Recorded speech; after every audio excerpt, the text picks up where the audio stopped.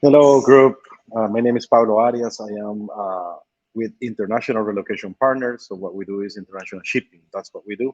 But we provide advice in in between. So anything that we can do to help, it's great. We're willing to do. Somebody asked this question earlier, I believe yesterday. I want to share the question so you guys can see it, and I want to try to answer that. I think it's a complex process.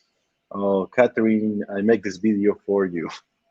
Uh, and it's got a lot of comments, but basically it's asking for a company that can manage a shipment in a container. And she wants to ship her SUV back to Miami, or basically to Miami. And this is a complex, complex process. Somebody give our name here, Josh. I work for his family uh, some time ago. He recommended our service. But let me go through what's needed.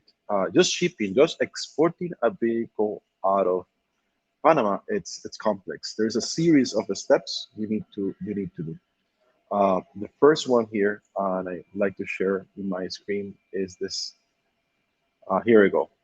The first thing you need to think of is you have to go to the local municipality. I'm not sure Coronado, the local municipality. It may be Chame. I think it's Chame.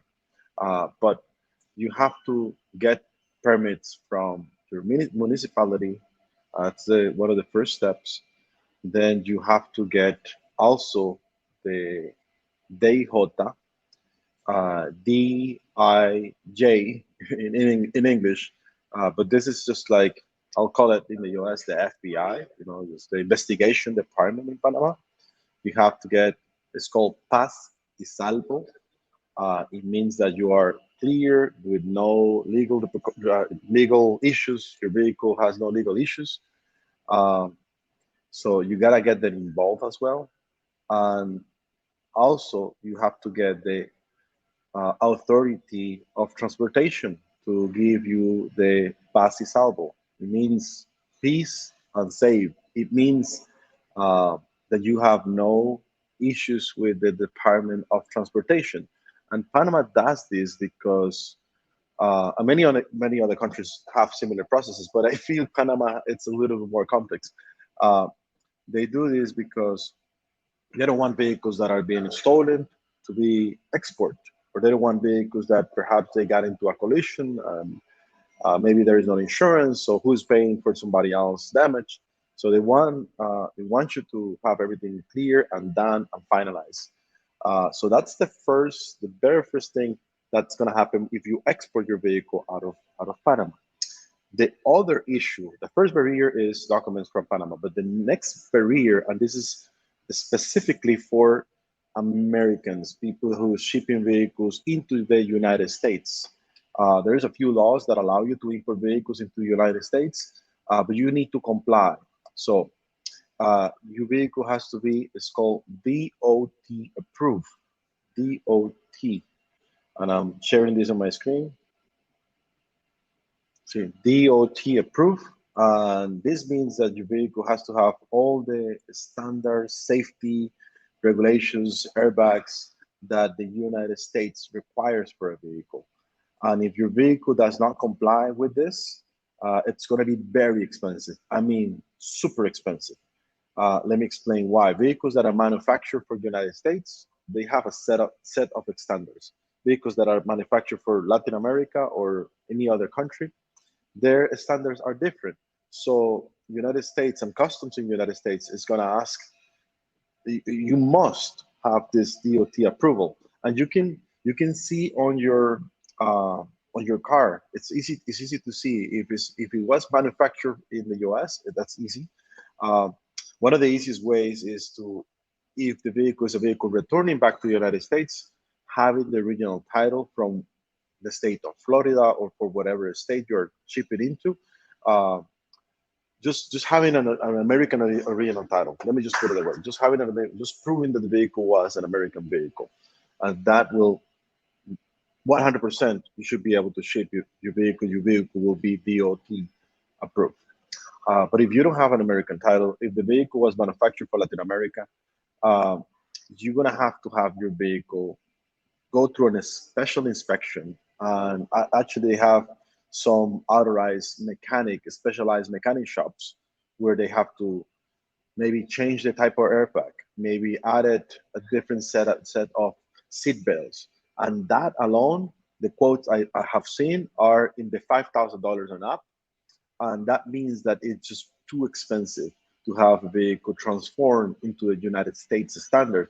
So in that case, you're better off just selling the vehicle locally and buying a new vehicle in the US. And that's for the US. That's the biggest challenge. There is other paperwork in between. I cannot just go, I don't have time to explain all that. We can sit down later if you need more help. I'll be able to do a consultation call. This is free.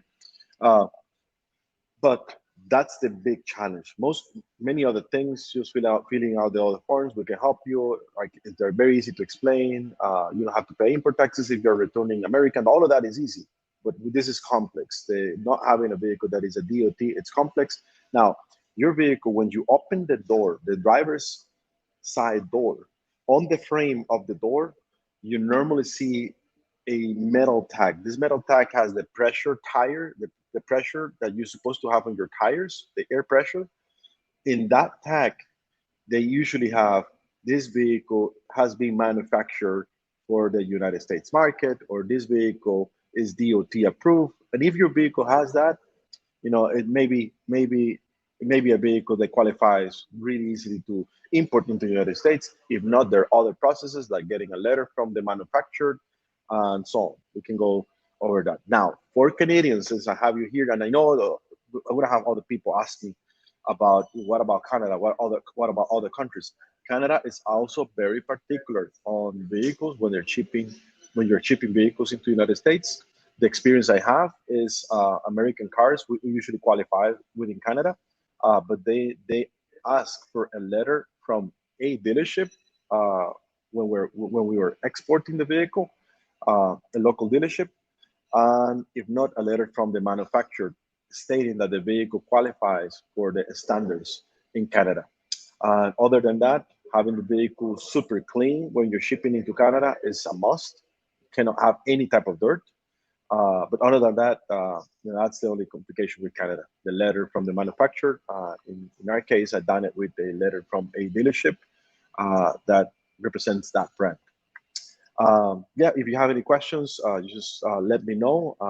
You can book. We do this. We do consultation calls every day. Basically, what we do is we sit down with our customers. We explain the entire process. This is sometimes a 10-minute to a 30-minute process. We try to understand exactly what you need, and then we work on the logistics. And everybody's a little bit different. Sometimes there are easier ways to export. Maybe you are going to live in a port that is close to your house, maybe not. There are some special visa lines that may be able to be better for your particular case. So we do that, we create a plan, and then after that, we present to you a budget based on your requirements. So that's it. And for all of those documents, if you're exporting out of Panama, we have friends and connections that can help us do all of that. So you don't have to worry about it. I'm just trying to explain this is complex and we can do it for you. Thank you.